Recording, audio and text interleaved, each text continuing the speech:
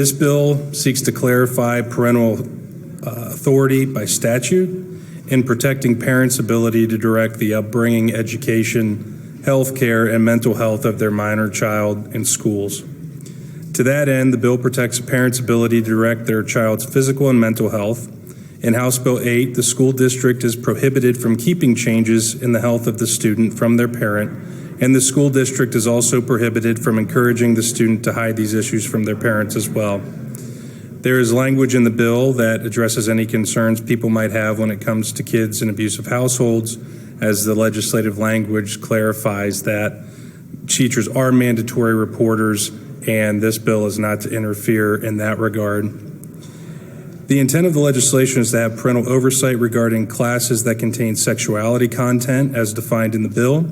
The legislation would give parents the ability to read over the material, and if it is their decision, to remove their kids from that class and go to another. The school will also provide a list of other classes the student is able to take in the scenario of their parents pulling them from the class. Like my joint sponsor said, that material also has to be age appropriate. Ladies and gentlemen of the Education Committee, I encourage you to support House Bill 8 as it goes through this legislative process. This is a common sense bill that simply acknowledges the fundamental role that parents play in the life of their child.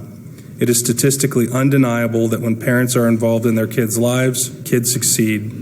When Ohio kids succeed, then Ohio's future is bright. Thank you for allowing us to speak on the bill, and we will answer any questions that the committee may have. Thank you, Representatives, for your sponsored testimony. Are there any questions from committee members? Ranking Member Ingram.